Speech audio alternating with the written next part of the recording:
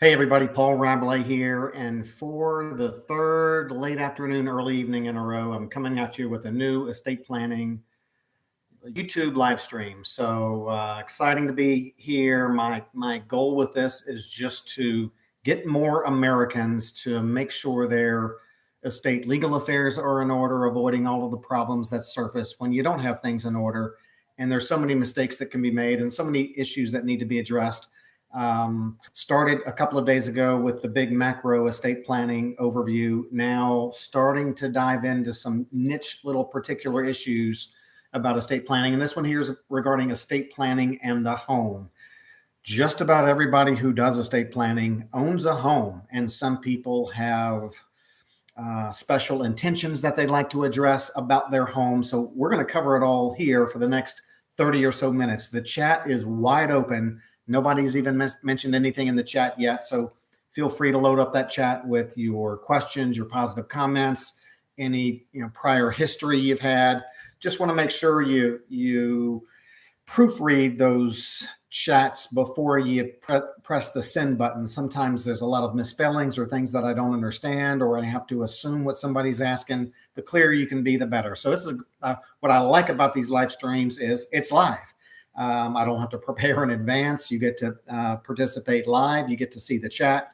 So let's just jump right in. And so when we talk about estate planning in the home, I want to address it from what are the estate planning considerations regarding the home while you're alive? And then what are the estate planning considerations when a homeowner passes away? And even at the end, I'm going to touch on the Medicaid issues, nursing home issues surrounding estate planning in the home, but that's not the substance of this presentation. This is for people who have a home. They have other assets. They want to protect what they have. They want to avoid taxes. They want to keep it in the family. They may or may not have some specific intentions regarding their home, but this will give you a broad overview of several issues about the home that really every American who owns a home needs to be aware of. Okay, so already got some questions. What do you think of the life estate as an alternative to trust?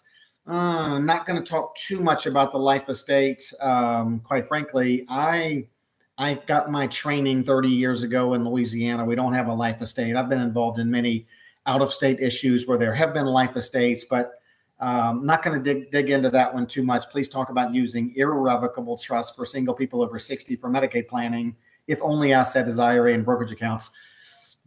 Like I already mentioned, I'll deal with that at the end. I don't want this to be a how to avoid losing your assets if you go into a nursing home live stream. This is kind of my business is more helping those people kind of with assets, preserve those assets. And I'm not so much, although I've done it a lot in the past and I know the rules. I'm not the guy that you go to when you want to make yourself impoverished so that you only own less than $2,000 in your name, so you get the nursing home care that the impoverished get in a nursing home if you need that long-term care. That's not what this is about, but I'm going to address it because we get a lot of questions anyway. All right. Hey, California LD, good to glad to have you, Larry. Hope we have you today, tomorrow, the next day, as I hit these late afternoons, 6 p.m. Central Time, 4 p.m. Pacific for Larry, and we jump on. And by the way, fixing to jump in a second. If you have a particular topic related to estate planning that you feel like would be a great topic, little niche topic for the live stream, throw it in there. Maybe the life estate would be one. I can get one of my co-counsel lawyers that we have in all of the other states who help us at America's Estate Planning Lawyers set up estate plans for people around the country. Get one of those co-counsels who's an expert in life estate to join me in one of these. So at least great suggestion there, Alex. All right, we could use some advice when dealing with lawyers. We had one who insisted on controlling the distribution and found too late that a large amount of funds were missing. That sounds terrible. So I don't know what my advice is, but other than just the normal advice of, if you're going to hire a professional, make sure that they're reputable, that perhaps other people have used their services. You're hearing good things about them. You feel good things about them, but it sounds like a terrible situation, Wayne Harvey. Please address single, no kids, but with 5 close siblings, unfair to choose one sister for simplicity. Will she suffer? So, would choosing one sister to do what? To receive the assets, to be your executor, your trustee, your power of attorney agent? Are you asking me if that sister will suffer because you selected that sister to handle certain things in the future? A lot of that, of course, depends upon the family dynamics and the communication that you do with your siblings and the relationships that everybody has with each other. So, good question. Trustee, there you go. So, a lot of these questions I get, Carol, is it unfair to choose one sister for simplicity? Sometimes it is. If you selected the unorganized, incompetent sister to handle things that a more organized, better communicating sister, maybe that isn't right.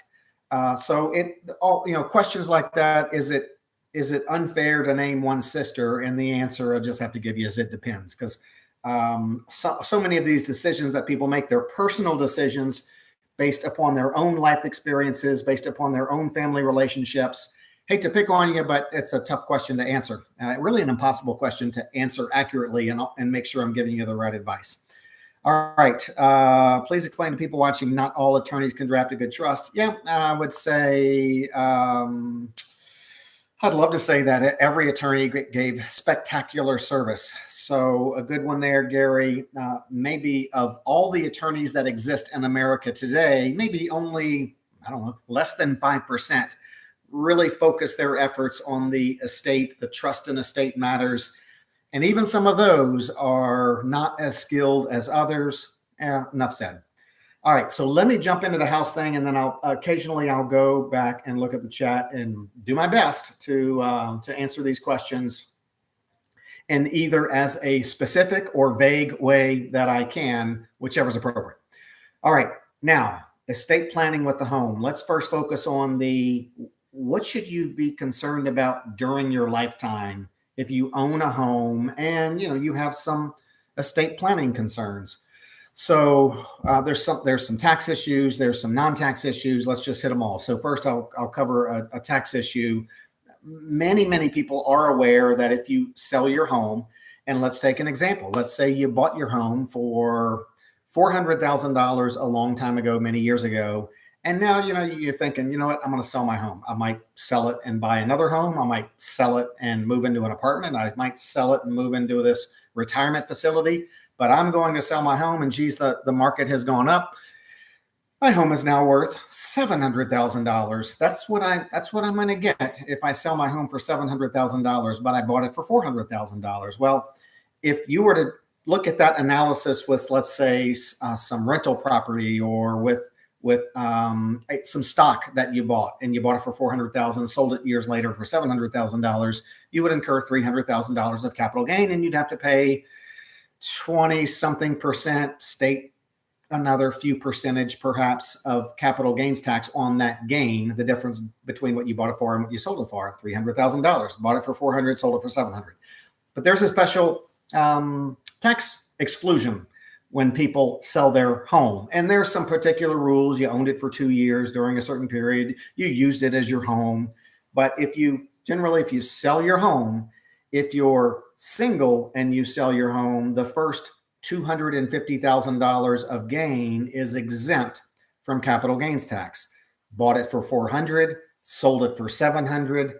The first $250,000 of gain for a single person is exempt from the capital gains tax. So even though they had $300,000 of gain, they only had $50,000 of taxable gain because the first $250,000 of gain was exempt from the capital gains tax. If they're married and they sell their home, the first $500,000 of gain is exempt from the capital gains tax. So married couple buys a home for $400,000. 5 years later, 10 years later, they sell it. 15 years later, they sell it for $700,000. They had $300,000 of gain. They can exempt the first $500,000 from gain. So they would actually be able to keep that entire $700,000 of sale proceeds regardless of whether they bought a new home, moved into a retirement facility, rented a place, whatever, gave the money to their kids, there would be no capital gains tax due from that family because of the $500,000 capital gains tax exclusion. Okay, enough on the capital gains tax exclusion. Some other estate planning issues. You're getting up in age, you own a home, you don't know if you'll own it for the rest of your lifetime. You don't know if you'll sell it. You'll probably sell it in the future because it's too big and you need to downsize, and for a variety of reasons. You don't know what you're going to do. But when you set up your estate plan, there's some things that need to be addressed in so far as being able to deal with your home in the future. One is to make sure you have that, some people call it power of attorney. There's 10 different names for it: general power of attorney, financial power of attorney, durable power of attorney, general durable power of attorney.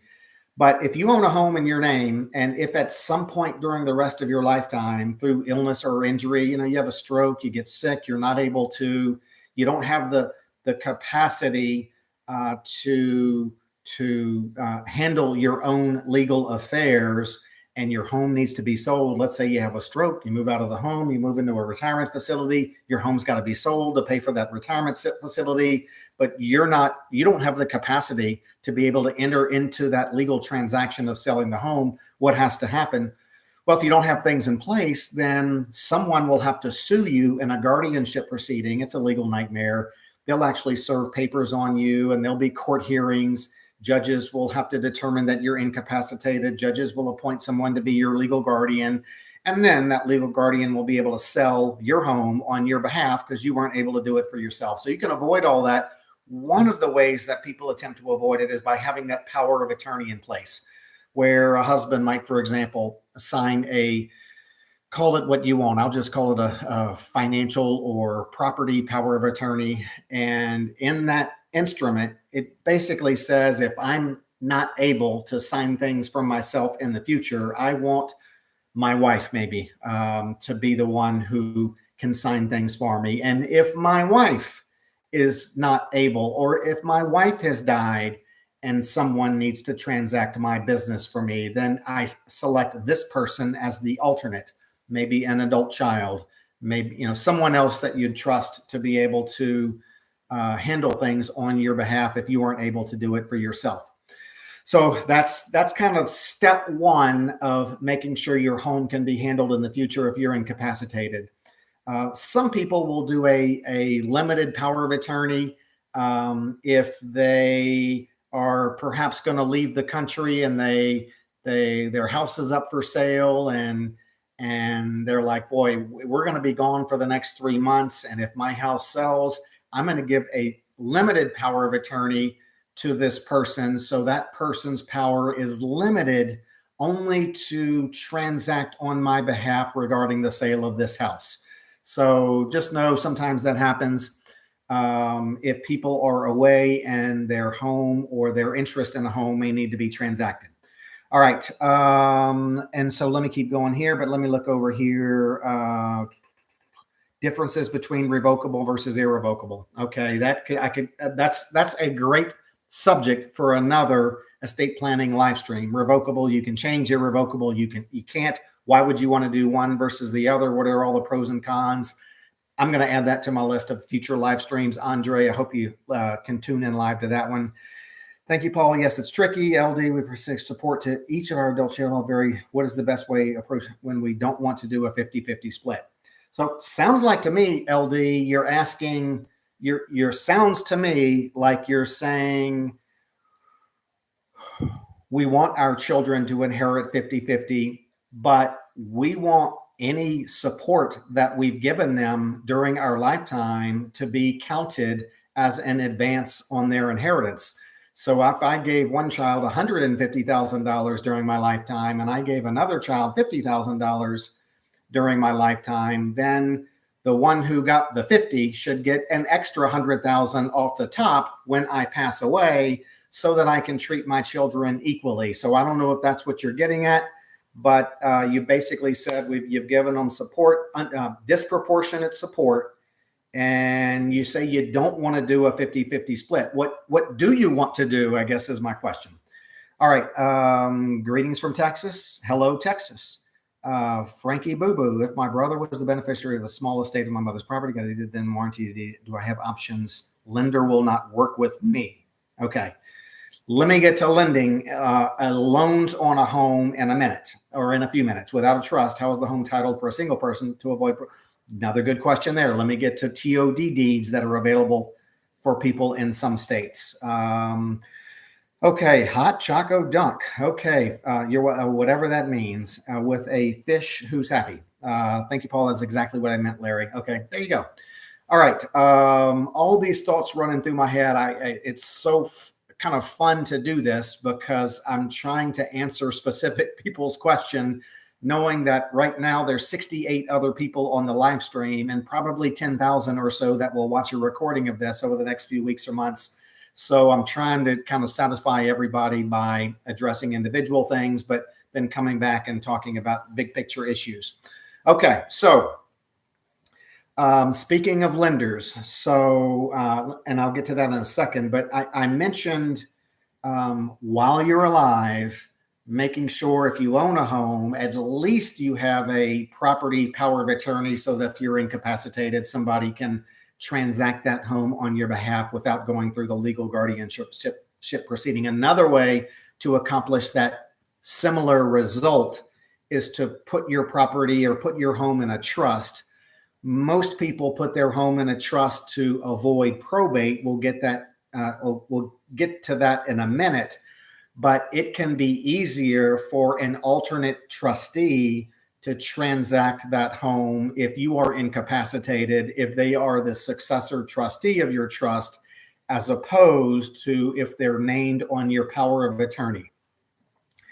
Title companies, for one reason or another, they get fickle when someone attempts to transact another's real estate using a power of attorney. They don't work every time. Most states have laws where third parties are not required to honor a power of attorney. And so sometimes people come in preparation of a real estate closing with a power of attorney. Look, my dad, he's in a retirement facility. He has dementia, but 7 years ago, he did a power of attorney. I'm his son. Here's his power of attorney. I need to sell my dad's home. And then you start hearing all these excuses why the power of attorney is not honored. Oh, we won't honor that power of attorney. It's too old. It doesn't have the right language in it. It doesn't have the right title. And so sometimes they say, we need dad to sign another power of attorney, or they might say, we need the specific address that you're trying to sell in the power of attorney, or the specific authorization to sell that specific piece of property. We need dad to sign another power of attorney. And you're like, well, that's the whole reason he signed it in the first place. He's not in a condition where he can sign it now. So you're kind of stuck. You typically don't see that assets when those kinds of problems when dad puts his home in a trust and he becomes incapacitated for one reason or another. Title companies and people who kind of pass title, they're okay with the successor trustee acting on behalf of the initial trustee if the initial trustee is incapacitated. So maybe a little bit more incapacity protection by having your home in a trust if you're incapacitated. So just be aware of that. All right. Another issue is many people do put their home in a trust, not for the primary reason of making it easier to sell if they're incapacitated, but many people put their home in a trust for probate avoidance purposes. We'll get to that in a second when we talk about issues surrounding your home when somebody passes away. But if you're going to set up a living trust and transfer your home to it and it has a mortgage, many times I've gotten the question, Paul, I have a mortgage on the home. My mortgage is 2.9%. I got it several years ago when the interest rates that are at their lowest. And now mortgage interest rates are like 7%. And if I put my house that's subject to a mortgage in a living trust that I create in order to avoid probate, is that going to trigger the due on sale clause so that the lender will call the loan and make me get a new 7% mortgage because my 2.9% mortgage was paid off?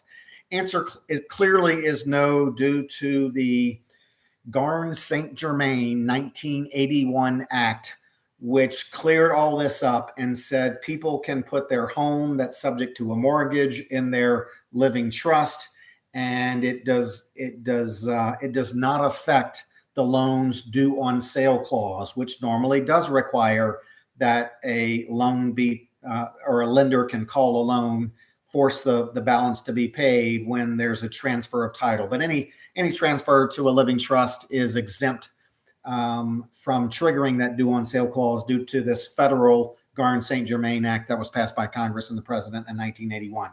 So you do have to be cautionary of that rule if you're transferring property to an LLC or rental property to a trust. You like to think that the lenders would just, as long as the payments keep getting paid, they're going to be happy. But at some point, I think lenders are going to kind of bulb's going to go off, and they're going to say, hey, this person who has a 3% mortgage just transferred their rental property to an LLC. We're going to call that loan due, so they'll have to come back to us and get a 7% loan. So anyway, that's just an issue that's out there in the world. We'll see if what happens in the future. All right. The other issue that some people come up with during their lifetime with their home is they say, I'd like to give my home to my child or to my children while I'm alive. And they might want to do that for Medicaid planning purposes. They might want to do it just because they want to do it. You know, you don't have to ever, you own your home. You can do what you want to with it. If you want to give it to your child or your children, by all means, you have the right to do it. But just know that if you donate your home to a child or children, let's go back to the example where there's a $400,000 home. It's now worth $700,000. If you donate your home to a child or children, you've donated the home to them, and they get what's called a carryover basis. Your basis is $400,000. It's a $700,000 transfer that you've made to them. They'll get what your basis was because you gave it to them during your lifetime. Yes, we'll talk about the step up in basis in a minute, but that only applies. You got to die to get the step up in basis. When you give an appreciated asset, even if it's a home during your lifetime, the donee, the person who received the house, gets that carryover basis. So sometimes people don't like that. They would prefer that the children inherit the home and get the step up in basis, which we'll talk about in a minute. So be aware of that. All right. If in your talking exclusive equity in here, I don't know what you're asking me. We talking exclusive equity in here. Don't even know what you're asking. In your $700,000 house example, if the owner dies before selling and leaves it to someone, does the inheritor owe? No. So again, great question, Steve. Great minds think alike. So we were both talking about the same issue. Someone inherits a $700,000 home that the person who died paid $400,000 for. It's like any other asset. It gets the step up in basis. Let's say the house is owned by spouses in its entirety in the common law state where two trusts are common. Which spouse's trust should own the house? Both trusts. Usually it's half owned by each trust, but need to know more details there, but common at half each. So, hey, Auntie, for the third night in a row, Auntie, you're just a little late, no big deal, but you can always watch the recording. Janet's late too. Just got your notice. Nick, my estate attorney told us not to put our house in a row since it was titled as joint tenants with rights of survival. What are your thoughts on that? Good question, Nick. Okay, married couples often title their home, if their state permits it, husband and wife joint tenants with rights of survivorship. That means if, for example, the husband dies first, ownership automatically goes to that surviving joint tenant. So now, without any probate, the house goes from being owned by husband and wife joint tenants with rights of survivorship to now owned solely by the wife. And so that was easy. But now when the wife dies and that house is in her name, there'll be a probate necessary to get it to her heirs. Or if both husband and wife die at the same time, which is unlikely, there'll be probates necessary to get it to their heirs. So I would say for incapacity planning and for probate avoidance purposes, when the surviving spouse dies, may be more appropriate to create that living trust and put it in there, which covers not only what happens when the first spouse dies, but also what happens when the surviving spouse dies. All right. Okay, Dre, I'm not sure what you're getting at here. Sidecar. What about a TOD on a home? Yeah, another one here. You guys are just all like 1, 2, 3 steps ahead of me. So coming at you. So, all right. So we've covered the while I'm alive, what are some of these estate planning and the home issues? The capital gains tax exclusion, 250 for single, 500,000 for married, the power of attorney, the limited power of attorney, the putting your home in a living trust, transferring a home to a trust that is subject to a mortgage. These are all things that you have to be concerned with because they will affect you during your lifetime. Also, if you give your home to children or others and the carryover basis. Now we're going to jump into what happens when a homeowner dies and what are some of the estate planning issues involved there. All right. So we've already mentioned this a couple of times, the step up in basis. Owns a $400,000 home. It's worth $700,000. They die. The instant they die, then there's a new basis, $700,000. Whether that home goes to 1 people or 5 people, the capital gains tax basis will be $700,000. So pretty easy to understand that step up in basis. But again, it's really a great thing. It's just expensive. You got to die to get it.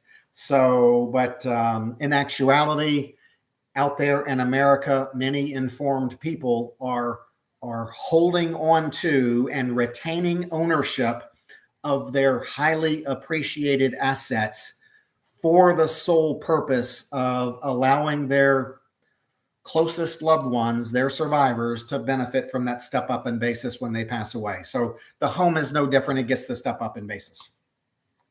Also know, though, that the home is part of that taxable estate for the few of you who, under today's rules, would be subject to the federal estate tax. Federal meaning it applies to people in all 50 states, where in 2023, if you pass away, the first $12.9 million that you own is exempt from the 40% federal estate tax. That number will be cut in half in 2026. So, the number will be smaller, but this $12.9 million, some people call it the state tax exemption amount. Some people call it the state tax exclusion amount. It's really, and if you have a married couple, each spouse, each estate gets one of these $12.9 million exemptions. So married couples can exempt really just under $26 million of assets from the 40% tax. But just know that just because it gets a step up in basis or something like that, or it avoids probate, it's still an asset that's part of the gross estate for federal estate tax purposes. All right.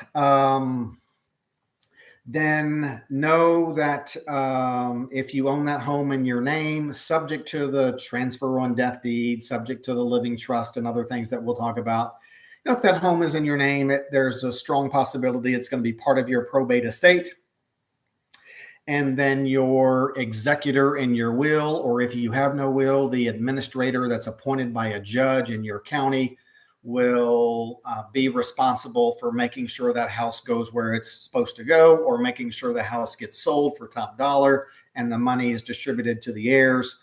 So just know that if that home is going to be in your probate estate, meaning it's not in your living trust, you're not in one of the 29 states that permits these transfer on death deeds. And even if you are in one of the 29 states that does permit transfer on death deeds, maybe you didn't do it, or for some other reason, maybe you've structured your home life estate, for example, to avoid probate. That home may be part of your probate estate, and it's just going to take a while for that home to be kind of settled as part of your estate. I do mention, I think it's 29 states where it was already asked about with the TOD, transfer on death registration. And I believe it's 29 states. A homeowner can title their home where I own it.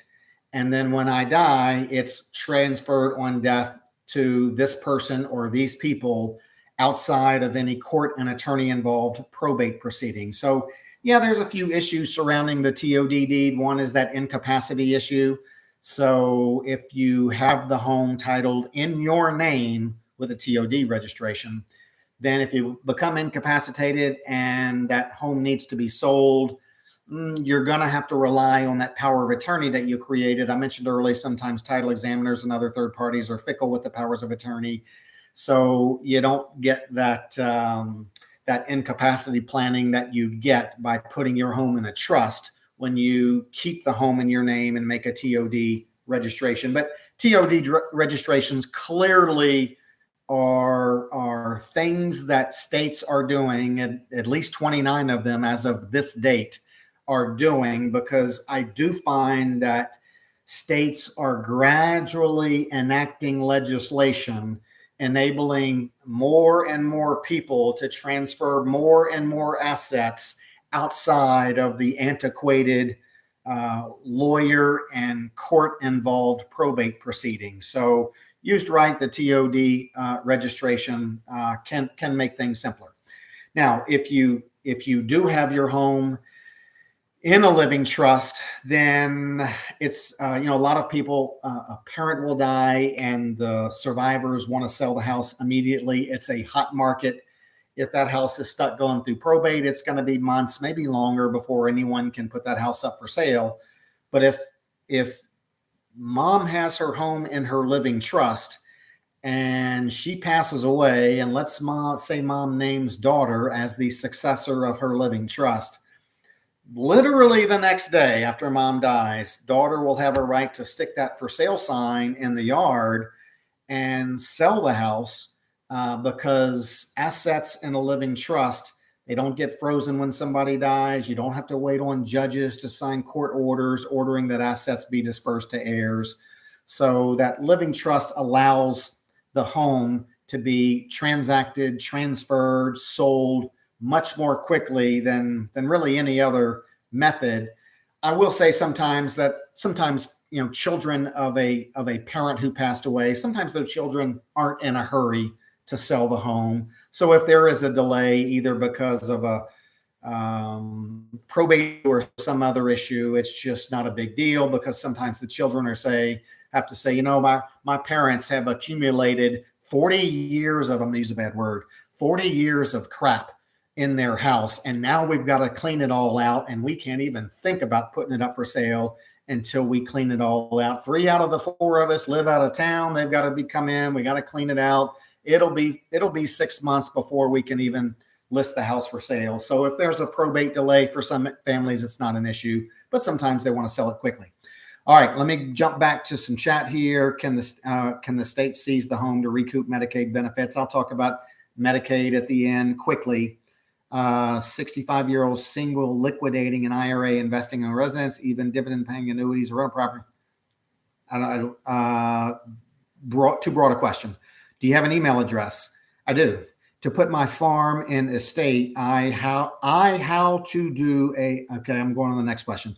One lawyer I spoke with heartily embraces Medicaid asset protection planning and says to use it very liberally. All right. Like the affluent use tax avoidance loopholes, while another treats the question like it's criminal and taboo and ethical confusing. Yes, it is. And I guess I'll touch on that when I get to the Medicaid stuff in a minute. Our house is under my name as the wife and my husband. I spoke to 2 attorneys in New Jersey and always advise a will. I told the lawyers I want a revocable living trust so the property won't go into probate. Okay. David, if the home is in a revocable trust, is there a step up? Yes. Any asset in a revocable trust, it's still considered your asset while you're alive. It's still considered your asset when you die. It's going to get the step up in basis, just like an asset in your name would get. So answer is yes. All right. Not sorry, but I was short to some of those. Some of those questions are too broad. Some are inapplicable, and I'm trying to keep this thing interesting along as 85 people are watching, and another 10,000 or so will after. Okay. Going back to if maybe you have a home and you want to leave it to, let's say you have 3 heirs, and generally you want the 3 heirs to inherit equally, but you want to carve out the home and leave it to one person. Who knows, for whatever reason, it doesn't matter. Sometimes parents say, this child has struggled. They've never owned a home. We want to leave our home to this child. and then we'll leave everything else, to our three children equally, but we want to make sure this child has a home. So that's just one of the reasons why someone may want to leave their home specifically to one person. Seen a lot of conflict when the home is left to one person and all of the items in the home, the furnishings, the jewelry, the collections, the art are not also addressed in that bequest of the home.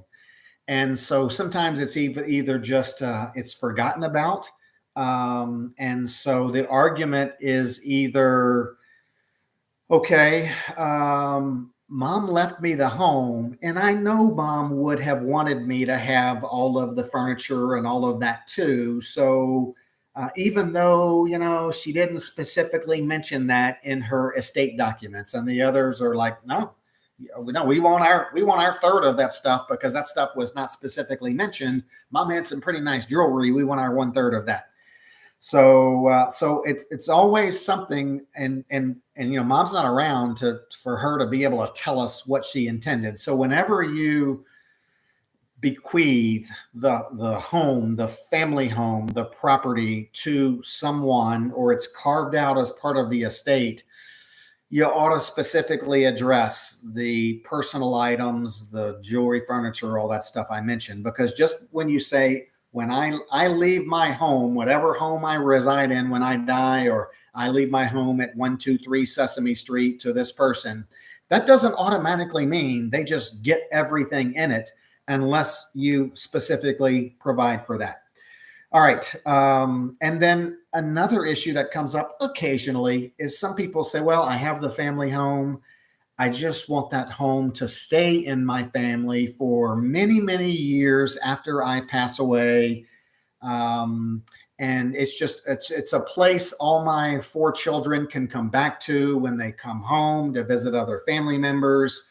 I know I have 4 children and I want to treat my 4 children in the home, but I want that home to stay in the family for at least for the rest of my children's lifetime. So that might, because if you just leave that home to your 4 children, one of them could force a sale of it. And it's just very difficult to transact and come to agreement when you have 4 separate co-owners, each owning 25% of a home.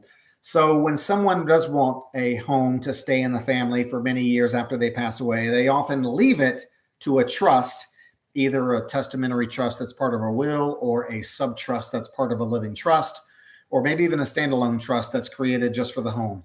They might name one child or 2 children as co-trustees, or maybe even a grandchild. They'll name someone as the trustee of that trust, and only that person who the parent trusts will have the authority to transact the house, sell it, lease it, whatever. But the 4 children perhaps would be the beneficiaries of the trust, but as beneficiaries, and we put what's called these spendthrift clauses and impose what's called maximum spendthrift restraints on the beneficiaries, where they can't sell their interest in the trust, they can't use it as collateral for a loan. Then that property is much more likely to stay in the family for many, many decades after the parent passes away. So that's just an issue if you want to keep that property in the family for a while. All right, let's see here. Pour over will and revocable trust. So good point there. If you have a revocable living trust, you'll also have a pour over will, just in case there's something that's not in your trust when you die. That pour over will, through probate, pour over those assets that aren't in your trust when you die because you forgot to put them there. The pour over will, through the probate process, will pour over those assets into your revocable living trust. I recorded my TOD last month in California, got it notarized, $91. That may be for my situation, but good for you. Doug A. Can you quit claim deed to a beneficiary before death? We talked about that earlier, carryover basis. Just have to be really careful and understand those losing the step up in basis if you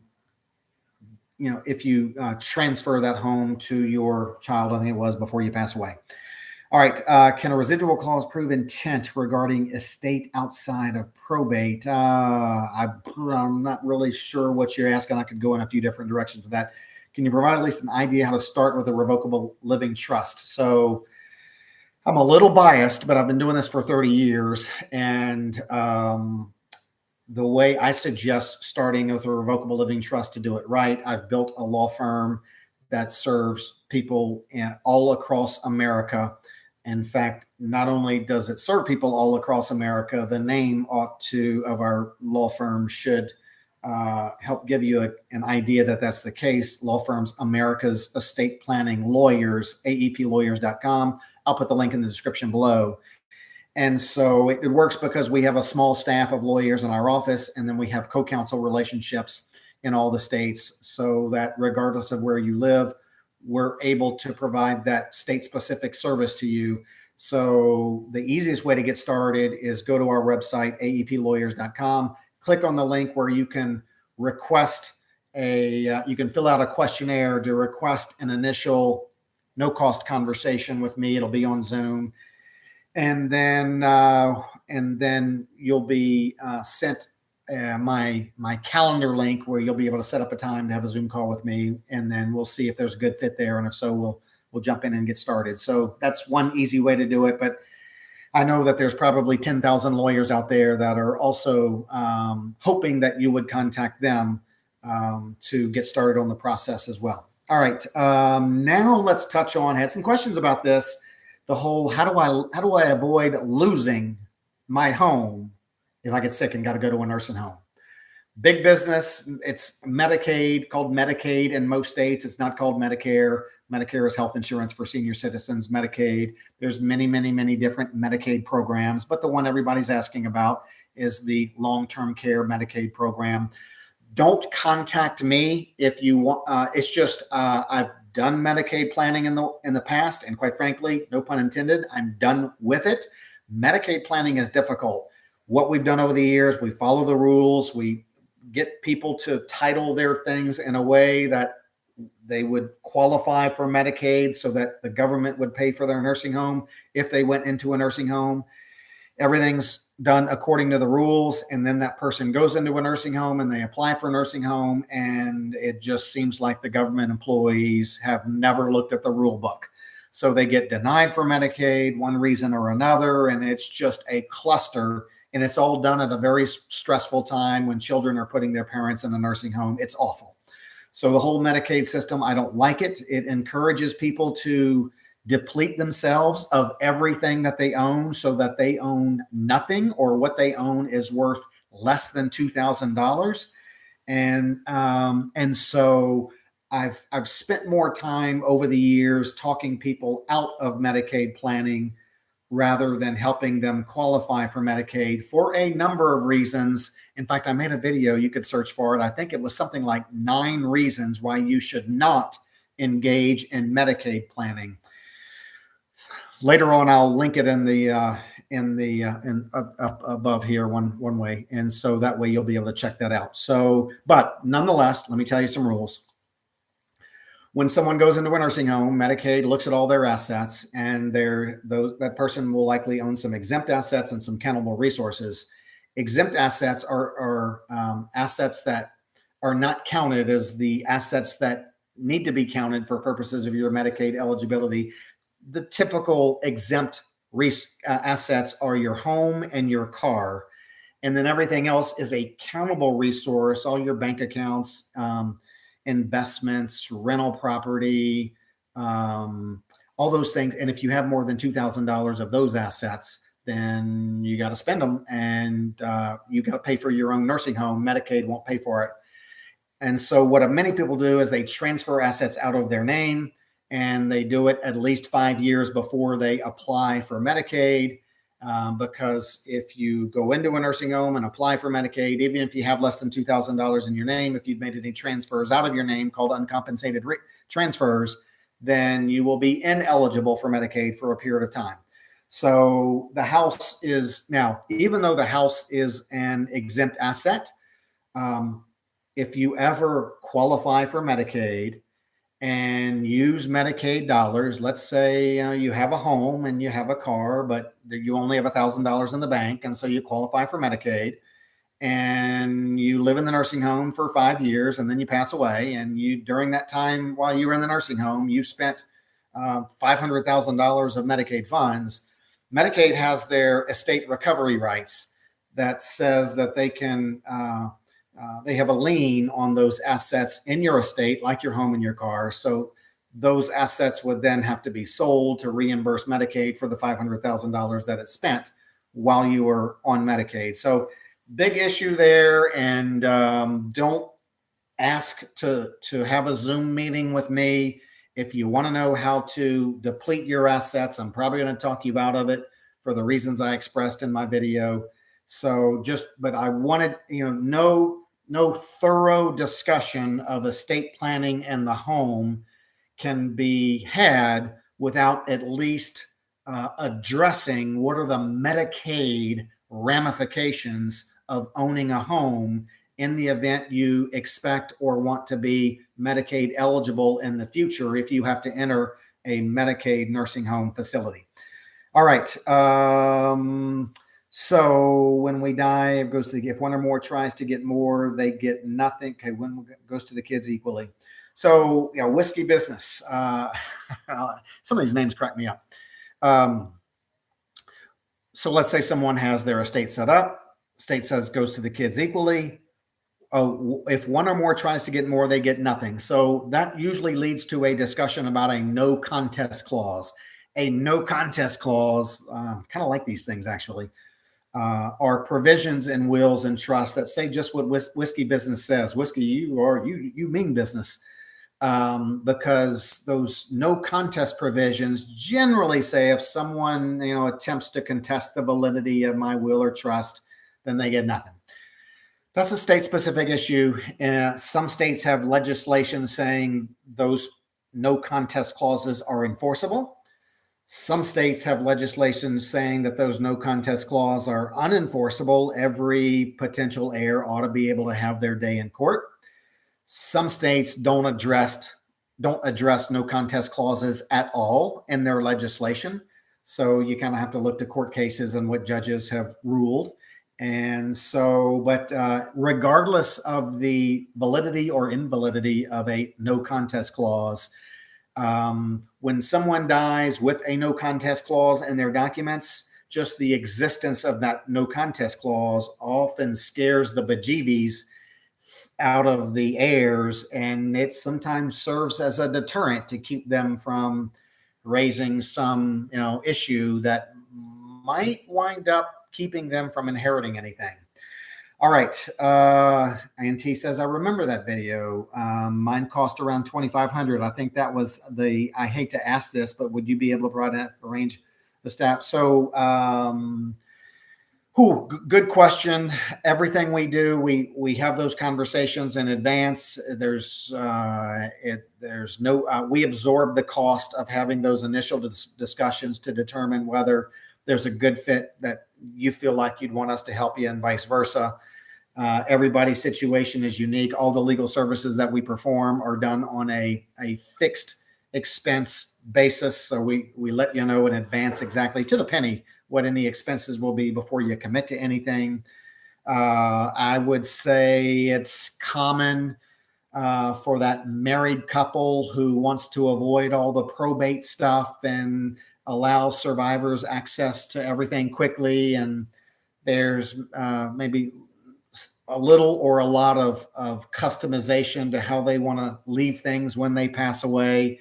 Yes, might they be saving $10,000 or $15,000 of probate cost at each death? Yes. Might they be saving their heirs 6 months to a year of delay when each spouse dies? Yes, there's all those benefits there. Most of those married couples will likely incur somewhere of a $5,000 expense or so to go through that whole process of setting up the entire estate planning program with all of the documents that need to be customized.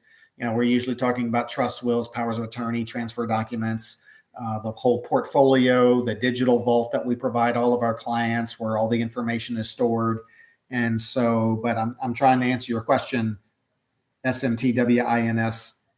So if you put a house in your ROPOS, but you spend 6 months a year in it and spend 6 months in a day, what are tax I like? What are tax I like?